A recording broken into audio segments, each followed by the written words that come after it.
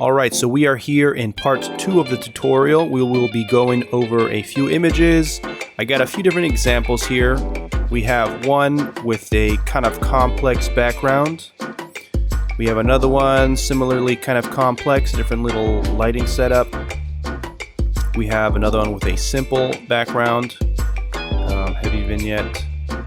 We have another one with a simple background. These are the shots you ideally want to get, shooting into the blue so you have no distracting elements. We have another one here, simple background as well. This one has a complex background, but as you can see it's a scorpion fish, so it's kind of trying to blend in with complex backgrounds. And then we have a simple background here, the porcupine fish. And this is a night shot. So we're going to start off with something easy. This is what we are trying to get, and this is our raw image here. As you can see, nothing really much to do with the background. There's a few little things here, but the majority of it is just exposure and maybe some dodging and burning and cropping, of course, and then white balance. I'm going to start off with just the basic edits here and speed right through this.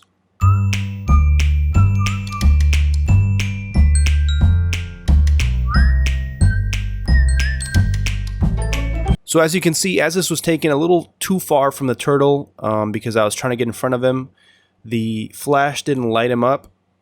And you can see from this photo, the before, it's really only being lit by the ambient light. So he looks a little hazy. The visibility in the water was pretty good, so we don't have to deal with any sand particles. But using the dehaze will really bring back, as if this was shot in a fog or something, and it'll bring back the contrast, and then we'll accentuate that a little bit more with some dodging and burning, but it'll give us a good starting point. We can see a little bit of weird color cast here in the shadows. Might do some tweaking with the calibration.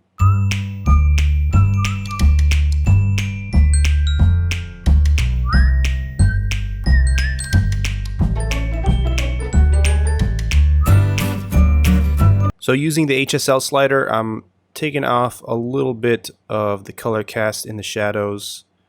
It's kind of the reds, magentas, and purples, because the main colors that are going on here are the blue and the yellow, orange tones of the turtle. So I'd say I'm about done with my Lightroom base edits here. So I'm going to go ahead and bring this into Photoshop and then do a little bit more editing there. First thing I like to do is remove any distracting elements, of which in this image there are not that many.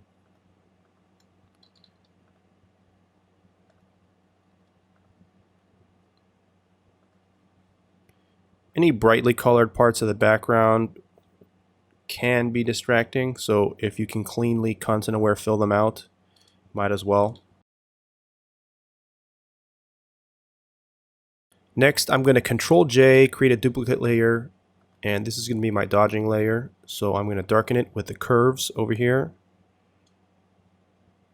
kind of overdo it, and then you Alt create layer mask, which will mask out the whole layer. You go to your pen tool, make it a decent size. I usually have opacity around 9–10%, and you kind of want to find the shadows that already exist and accentuate those a little bit, and then maybe find the line where they merge with the brighter areas and just make them a little bit more shadowy. This will really differ from image to image, but I'll kind of show you what I'll be doing on this one right here.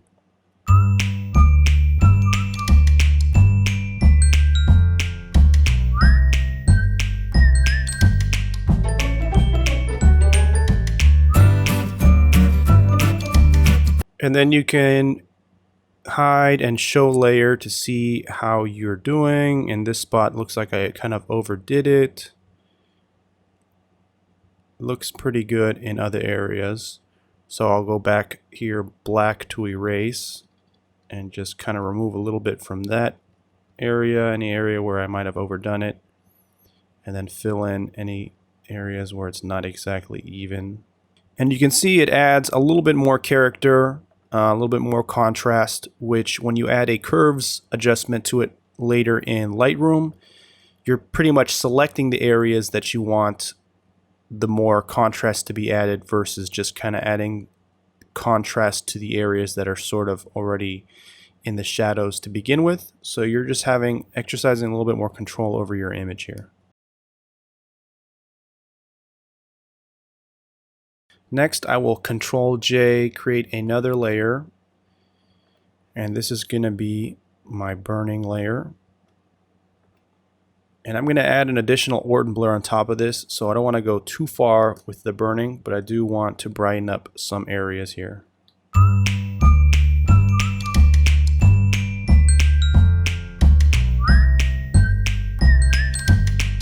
A little before and after. See how it's coming along. And if I take them both out, you can see how originally it is quite a flat image. Add some highlight, add some shadow, and it has a lot more character and will look a lot better when we apply the tone curve. Now I like to work destructively, so once I'm satisfied with the layer, I will just flatten the image or merge the layers and save, just to save on RAM speed. You can just leave the layers there, create smart objects, and organize it the way you want, but this is just the way I work. There's really no going back as soon as I'm done with a layer, so it's just different workflows for different people. Actually, one thing that I forgot to add here is I will get the beginnings of the vignette going. So I will bring back my layers, Control Z, you can bring them back pretty easily if you forgot to do something in just one step ago. And I'm just gonna darken and just get a little bit of a vignette going, which I'm gonna add, of course, in Lightroom, but just so there is some sort of a starting point, and exclude the turtle. And you can see the effect that has right there. Okay, now we will merge these layers and get started on the Orton blur. Control J again to duplicate the layer. This time, however, we're going to go into the Adjustments tab over here, and you want to make a point on the bottom intersection over here, not in the middle of the tone curve, at the bottom here. That way, when you bring up the highlights, it's of the majority of the image, not just the highlights at the top. A little difficult to explain, but you can see visually what I'm doing here. You click this button here, so it'll only affect the layer immediately below it. And then you click on that layer, make sure you unclick from the curves adjustment layer, and you go into Filter, Blur, Gaussian Blur. I usually have it around 7 as a default. You can see you have quite a blurry image here. Alt click the Add Layer Mask, and that'll hide that. And I used to do this one way, and now I've started doing it another way. I used to actually brush directly onto my subject, but sometimes it softens it a little too much. So actually what I started doing now is I'm going to brush around and make sure I touch the outline of the subject, and that way it'll look blurry, but it won't blurry out the center of the subject and soften the image too much. So let's go ahead and do that.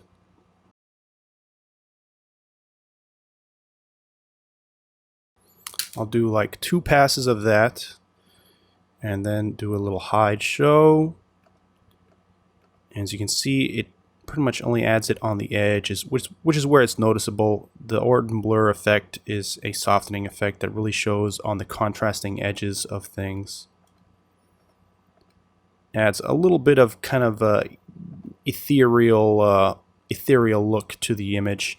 It's mainly used in landscape photography, but I've started using it in underwater photography, and it's just part of my look. Some people like the very sharp contrast, dark contrast look. I like this kind of soft, glowy look.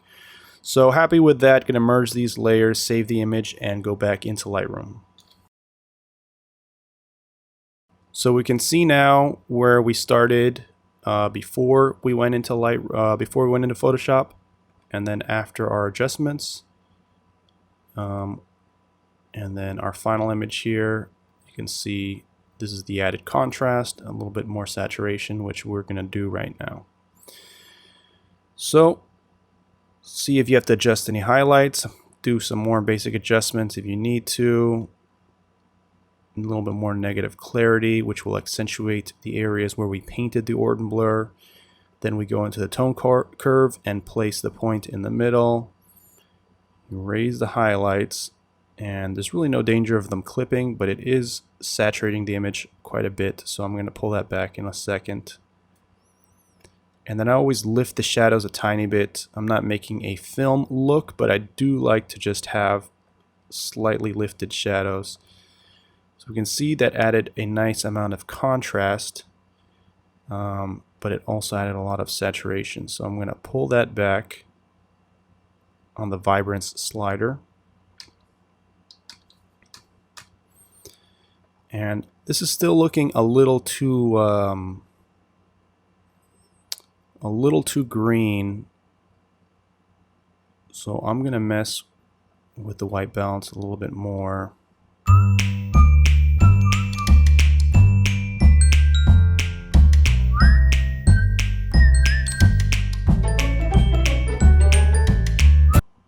And you can see that helped a lot. The tones that you're usually missing, as I mentioned in the first tutorial, underwater are the reds, the oranges, and you usually have too much green, aqua, and blue. And so by changing saturation, as you saw here, and the hue, I'm able to sort of lose some of that green color cast and just make the image look a little bit cleaner.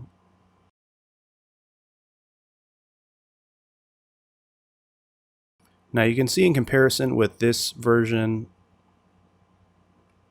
this is where I did the other style of Orton blur, and I added it to the subject itself, and it looks softer. I mean, it's a look if that's what you're going for, but for me, I started noticing it was a little too soft, and so I preferred it just on the outside of the subject, and just like that look a little bit more. Next, we're going to add our vignette.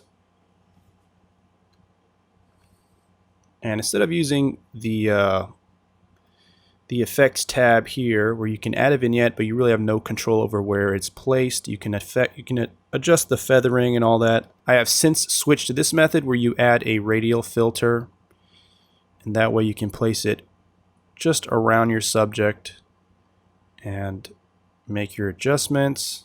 Zoom back in. And you can also add a range mask so that it doesn't affect the darker parts of the image and just overly darken things. And with underwater photography, I will add a stronger vignette than I do with landscape photography, just because you are trying to cut off any distracting elements, and it's okay if it looks a little unnatural, at least in my style. Sometimes you can make it look like you strobed just the subject itself, and overall I believe it's more acceptable looking with a heavy vignette on the underwater stuff. And you can see I desaturated some of the blues. Not entirely necessary, but it could be done to just add more attention to your center subject here. And I'd say that's just about it. Let's look at where we came from here. A very dull underexposed image. Our Lightroom adjustments, Photoshop adjustments, and then final Lightroom adjustments brings us here, which is quite nice. And actually, before I forget, the last step is to add sharpening, which you click Alt and hold the masking button, and anything that is white will be sharpened. So you want pretty much just your subject here, and then you can zoom in.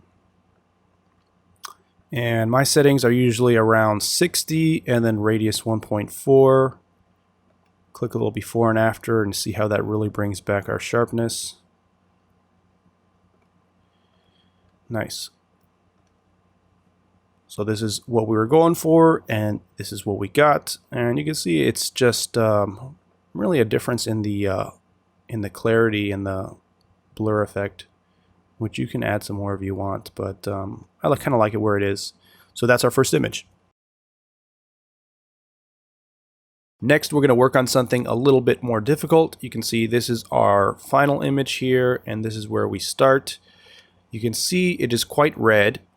Usually with the red filter, your photos, the closer you come to the surface, they will be overly red, but I would rather have too much red to work with and desaturate from there rather than have a photo that doesn't have the red tones in it, which it's really hard to add to a photo because underwater, as I mentioned, you lose those red colors very easily. We have some objects here in the foreground which add a nice bokeh, so I left those in. You can see it's a lot cooler.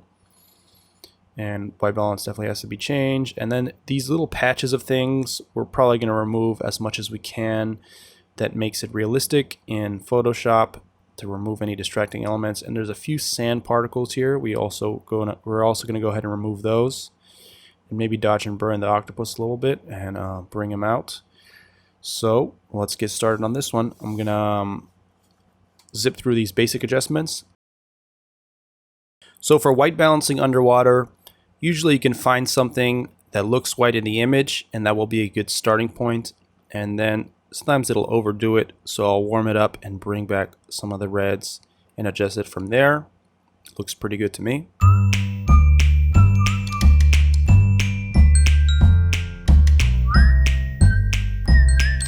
And I'll use a square crop whenever I feel like there is really nothing to include on the sides of the image, and it would just help to center everything right on your subject right here. In the calibration tab, we can mess with these colors a little bit. Maybe if it's too red or too green or yellow, adjust some things in a certain direction. Every image is going to be a little bit different depending on the color of the seaweed and the coral and the other elements in the image. With this one, I kind of want to bring back the reds a little bit more.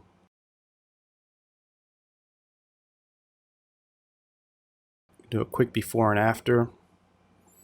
And what you can see is very important is that I retained a lot of the shadow detail even though the octopus is in a cave here. So what we could try to do is drop a radial filter. I don't remember exactly what I did on the last edit, but drop a radial filter on here just to make sure we preserve the shadows. Using the luminance mask, we avoid adjusting any of the highlights or midtones and just focus on the shadows here. And it makes the image kind of flat, but of course we're going to add contrast and dodging and burning later. So just to make sure we preserve all the octopus detail. So that's looking good, good enough to bring into Photoshop. So let's go ahead and do that. So like last time, the first thing I want to do is remove any of these distracting elements, any patches of seaweed and other things that grow underwater.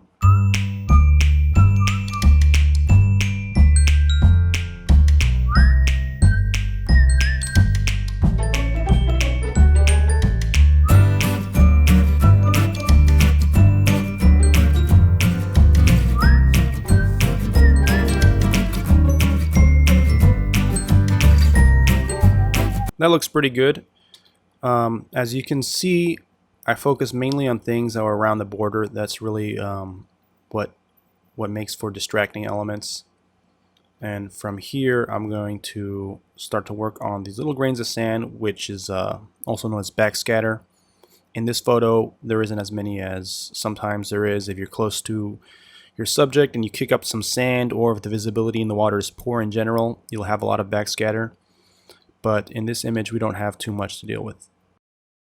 And of course for this, you can use the constant aware fill, or the spot healing brush usually works because they're very small grains of distracting sand.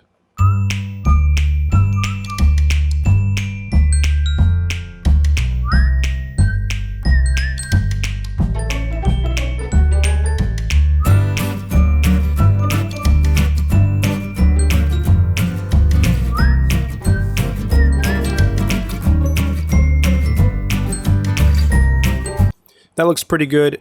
You can choose as far as you want to go with this because there are smaller fragments here, but I don't really think they're distracting enough to really make a difference. And then some of the larger ones here are out of focus, so that's fine.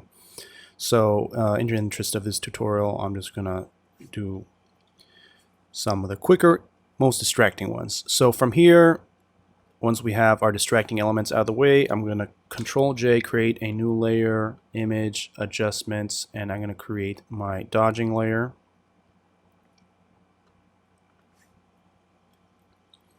Alt click add layer mask, and then go back to my brush tool, and I'm gonna start by, actually for most of this image I'm just gonna be sort of creating the vignette and darkening these brighter elements on the outside, and then maybe a little bit of dodging and burning on the octopus itself. But like I said, I want to make sure that it's clearly visible inside its little cave here.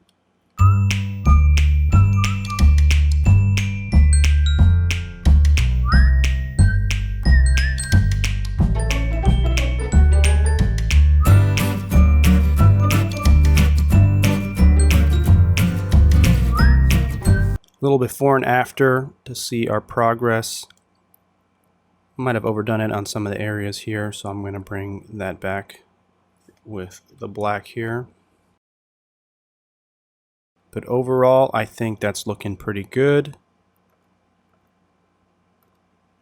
I don't think we're going to need any, well, maybe we'll throw in some burning. So Control J, make a new adjustment layer, or make a new copy of the layer, go to curves, and I might just burn some of the highlights of the light hitting the octopus here.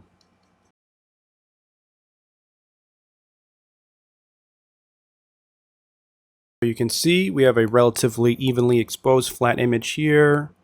Add our highlight, add our shadow, and we are getting closer to our final image. As per my destructive editing workflow, I'm going to merge visible layers and save. Next, I'm going to Control J, duplicate layer, and we're going to do our Orton blur layer right here. So you go to the curves adjustment layer once again, make a point on the lower side, bring up the higher side, click this to affect only the layer below. Click on the layer, go to filter, blur, Gaussian blur, 7 radius pixels. Alt click add layer mask to hide it, and then we're going to paint it in around, as I mentioned on the previous image.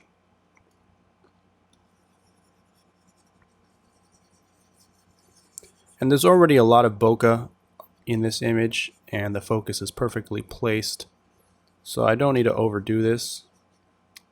Plus, there are no harsh edges between the subject and the background here, because you can see it fades out. So the Orton blur won't be as noticeable, but I will just add a little bit to it. There we go.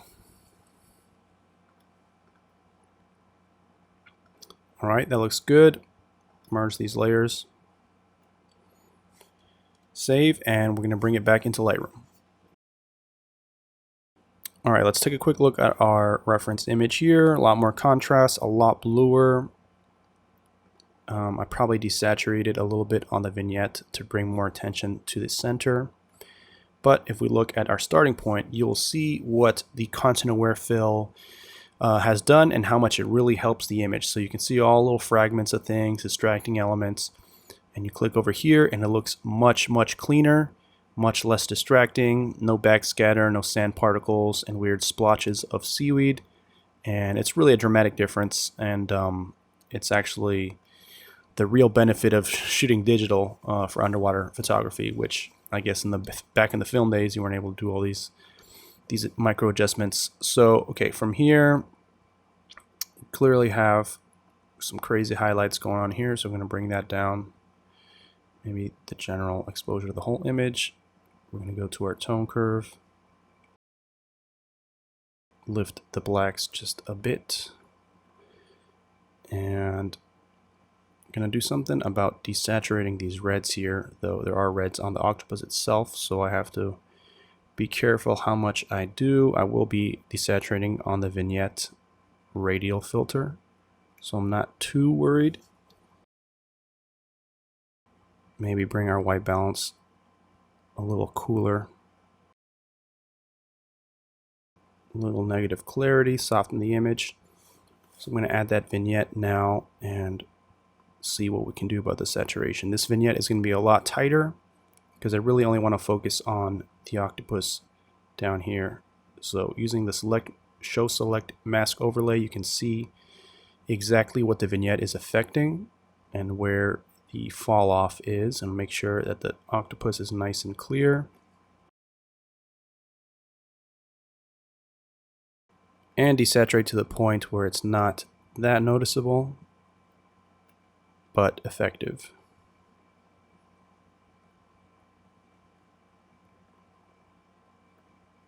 Probably add a luminance mask just in case. And we can see the huge difference that made in just bringing your eye straight down here. I think I'm going to add a radial filter, as I did in the first Lightroom edit, to the octopus itself, and just bring back some of the shadow details here.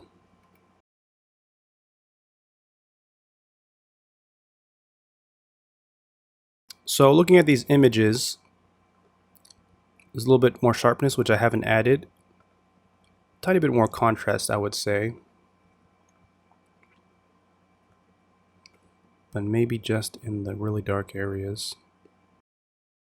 Overall, pretty similar. The crop is slightly different, of course.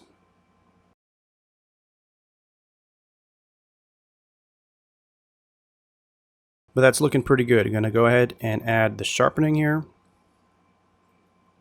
I'm going to sharpen some of the outside elements, but we have to make sure that we have this octopus eye sharpened up. Same settings as last time. And it looks like I might have added some texture to the octopus here. So we'll go back to our filter and just bring up the texture and see what the clarity does as well. Just bringing back a little bit more detail in this interesting texture of the octopus skin.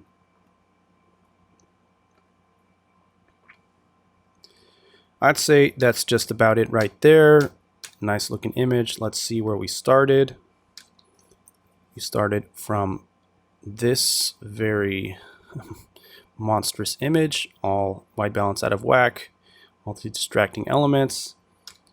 Did this in Lightroom, Photoshop edits, came back into Lightroom a second time, and this is our final image. So looks pretty good to me.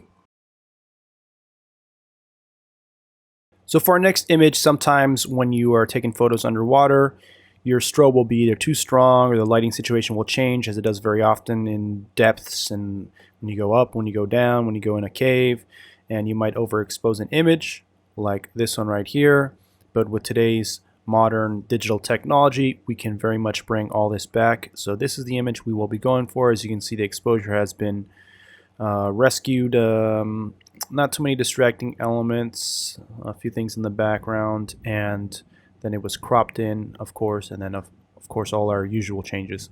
So let's get started here with our basic edits. I'll zip right through this.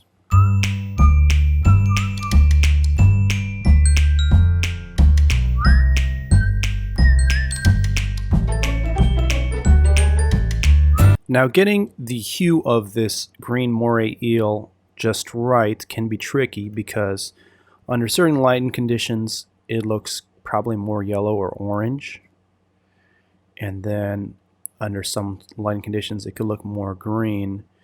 I prefer a slightly greener look because it is a green moray eel, but you might need to make some adjustments to get there. And also you don't want to adversely affect too many of the background elements here. So that's a little bit better, I think. So we started here, we're able to bring it back till here, and some of this is still overexposed, but with the crop and with the vignette we should be able to recover all that or cut it out. And I believe this was a regularly cropped, so no square crop on this one. Pretty much almost matched it perfectly.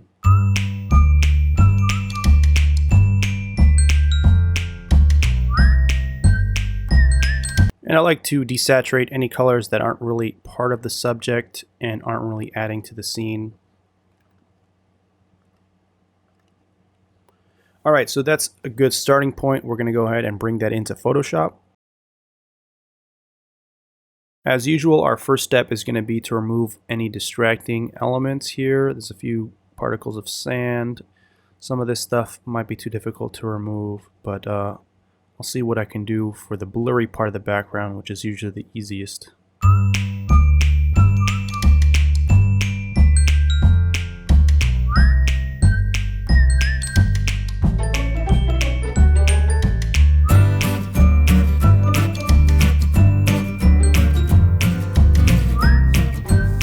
That's probably good enough. Next, I'm going to take the clone, the spot healing brush, and take care of these little sand particles right here.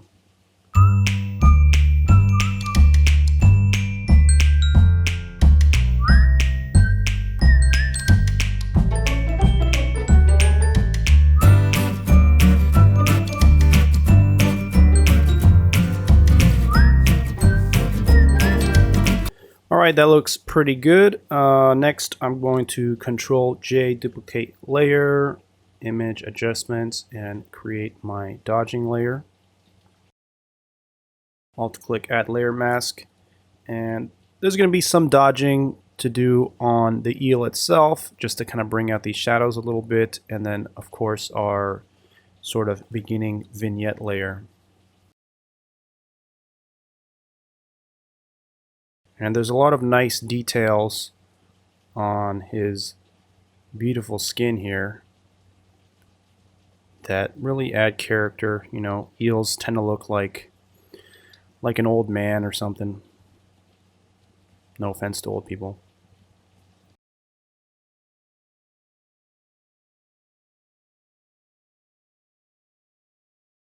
You can see how much dimension that adds there from a sort of flat looking image.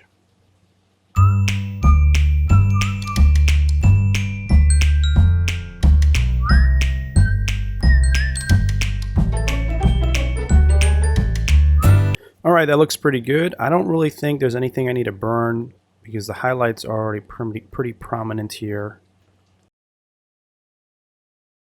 And then next, of course, I'm going to Control-J, duplicate layer, and I'm going to create my Orton blur layer. Go to the adjustment curve, point at the bottom, bring up the top part, click this here, click the layer, add some Gaussian blur, Alt-click Add Layer Mask, and I'm going to paint that in around the eel.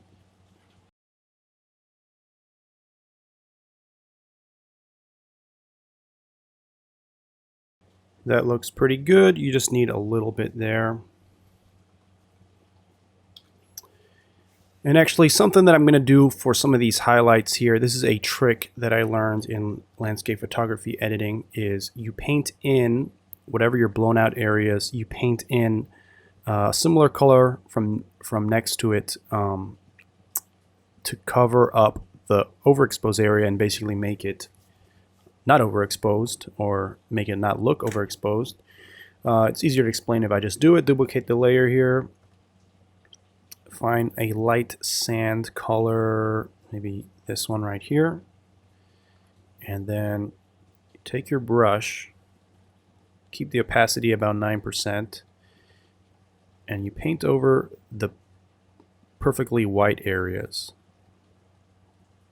which is always a sign of overexposed.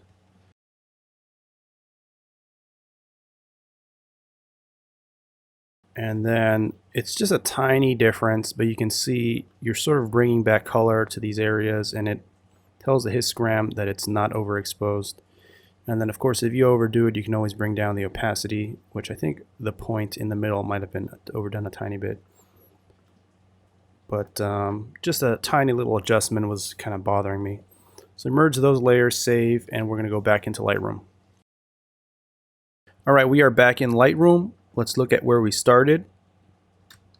An overexposed, distracting image. Got to here, and then finally to here. You can see how much we removed from these kind of out of focus areas, but just the contrast. Usually I would remove something that's too bright against a dark background, but removing something that's too dark against a bright background has the same effect and just kind of cleans up the image back here and makes it less distracting.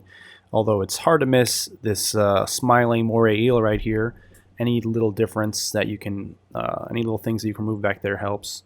So from here, we will bring our highlights down a little bit, even though we recovered them over there. Bring up the shadows, even though we're going to add a tone curve, but just have a nice flat starting point. Add our contrast. Lift the blacks a little bit. That makes it pop right there. A little negative clarity. Let's take a look at what our final image here. White balance is a little bit different, and I actually removed a lot more this time around. Looks like the image is overall darker, so maybe I will bring down those highlights a little bit.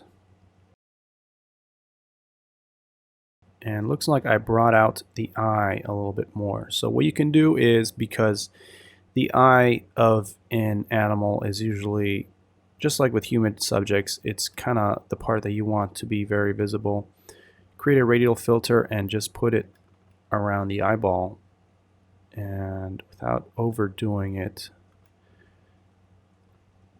you can bring up the exposure and maybe some clarity to kind of bring the detail back. And just enough to make the eye pop a little bit more. We don't want to lose contrast. We do want to bring it up a little bit. It's a little bit closer. So that's looking good to me. I'm going to go ahead and add our vignette here. And in this case, and as is usually with wildlife or animal photography, I will create the vignette around the animal itself, not necessarily around the whole image as you would with a landscape edit, because really the only thing that matters here is your subject. And you can make sure that your mask overlay is getting just your subject right there. And as you can see, with a heavy vignette, as I mentioned before, creates a sort of spotlight effect, as if your flash or your strobe lit the animal perfectly.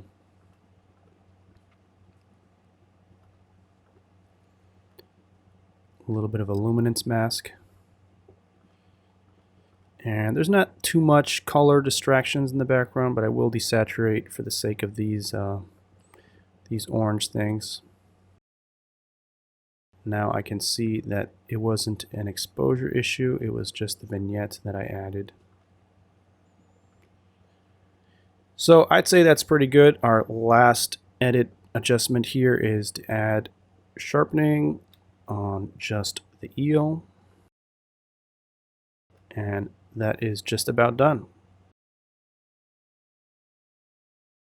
Next, we're going to take on another complex, slightly trickier edit here. It's the scorpion fish, hidden very well against the background. And looks like there's a little bit of white balance adjustments, some dodging and burning. I'm not really sure how much I removed of distracting elements, because it's sort of what makes the fish stand out and, well, stand out and blend in. So let's get started. I'm going to zip through these beginning adjustments here. And I will add that this was a night photography image, so there won't be as many strange color casts as far as the blues and the aquas.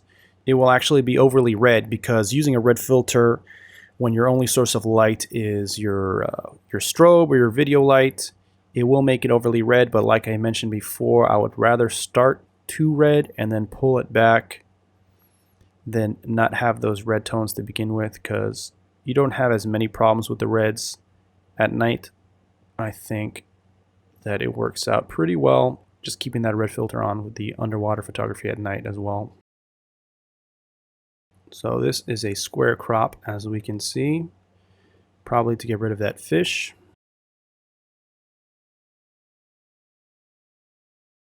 And that looks pretty good right there. As a starting point, we're going to right click, edit in Photoshop.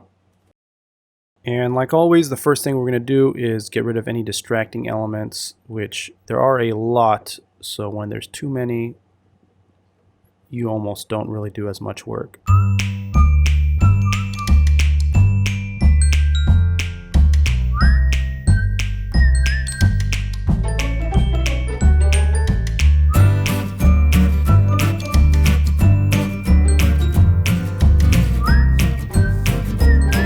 So that looks pretty good for the big things. I try to remove this, but it really doesn't come out too well, just because of the focus, and there's not a lot of area for the content of where to sample from.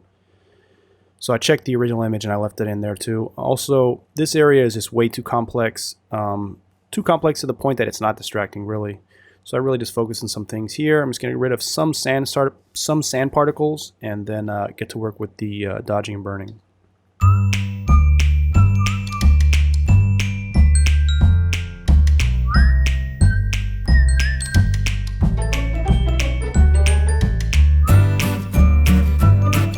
Alright, that's probably good enough. Gonna go ahead, Control J, duplicate layer, image, adjustments, curves, create my dodge layer. Alt click layer mask, and then grab my brush and start painting in some of these overly bright areas.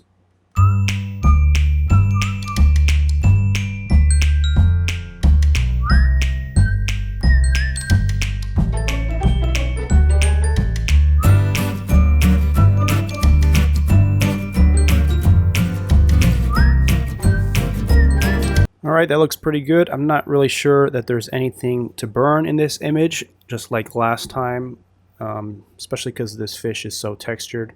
So I'm going to merge this layer, and then Control J, create the Orton blur layer.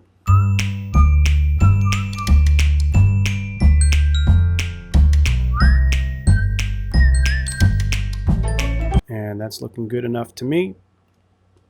I'm going to close, merge layers, save, and go back to Photoshop. Back to Lightroom. Alright, so we can see where we started here. Very red image, adjust white balance, some other adjustments, cleaned out the background, and we are here. This is our target image right here. We can see it is a little bit bluer, and then of course the vignette and all that. So maybe we'll adjust the white balance a little bit more.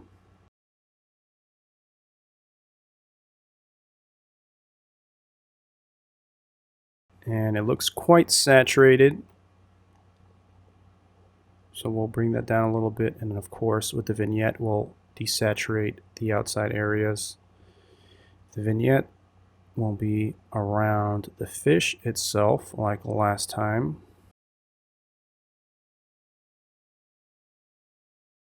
Looks pretty good.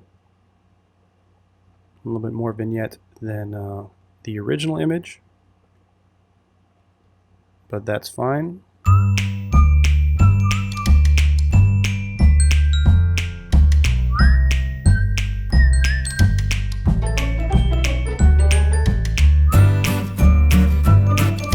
So that looks pretty close. The reds are something I was trying to adjust just right now, and they look a little different, but who knows, that was probably at some point during the process.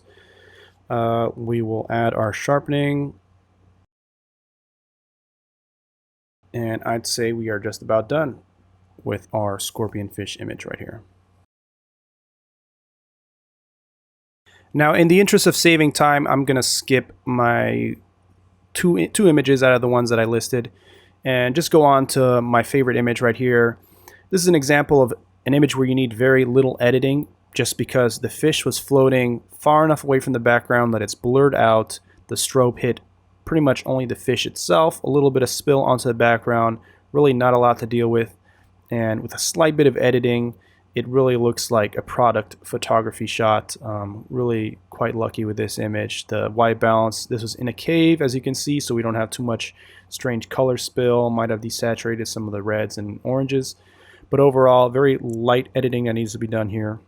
So let's go ahead and get started.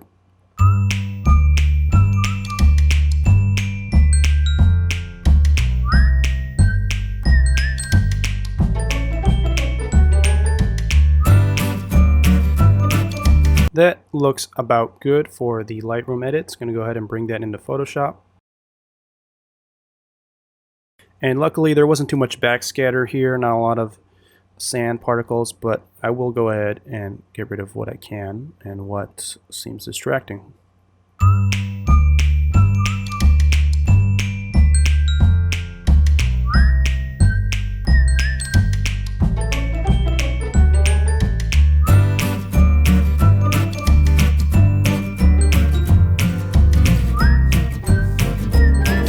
That looks pretty good.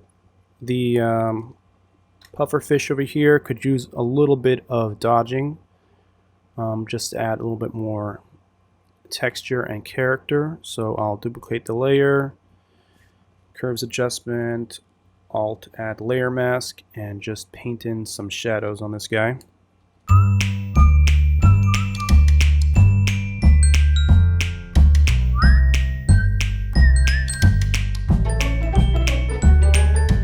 Really light adjustments, but as usual, adds a little bit more dimension. Alright, I'm going to merge those layers. I don't think any burning is necessary on this one either. So we will add our Orton blur.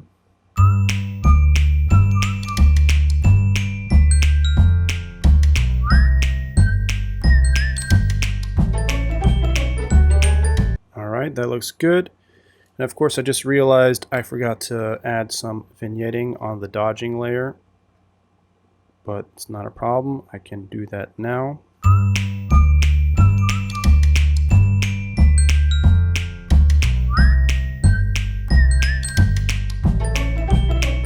And that looks pretty good, so I'm going to save and bring this back into Lightroom. Pretty good start to begin with. Very minor adjustments, brings us to a little bit of a cleaner image when we do our regular adjustments here.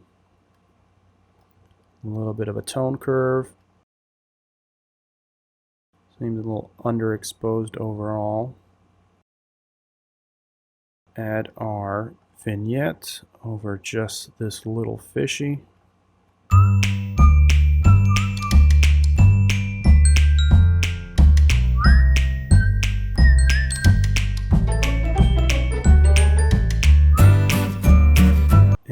This one seems just a little bit underexposed, so I kind of like this version better. It's a little warmer. So that is about it. This is pretty much an example of the best case scenario if you get your shot absolutely perfect. The fish, ideally, I would want him looking straight at me, but as far as composition and exposure and everything else other than this fish not looking at me, this would be the perfect image. Very minimal adjustments needed and nothing distracting in the background, no sand particles and backscatter. So this is kind of like what you strive for, but of course you never really know what happens underwater. So that is a wrap for this tutorial. I hope you guys learned something. We went over a few different images. We went over some simpler edits such as this one, a little bit more complex backgrounds and compositions like this one. We went over the eel image, pretty simple, a few things to remove, the scorpion fish, a little bit more tricky, and of course my favorite image right here, the puffer fish, and just a few examples of things that you can do when you're editing your underwater photography. A lot of these techniques are taken from my landscape photography edits, so I'm not sure if other people edit this way. It just seems to make sense, just removing distracting elements and desaturating certain areas, dodging and burning, and really bringing out the fish and working with sometimes difficult compositions because underwater, as I mentioned, lighting conditions change, the white balance is all over the place, so it can be a little tricky, and it's good to know that you can fix a lot of these problems in post. So I hope you guys learned something. Be sure to like and subscribe for more photography tutorials and travel content.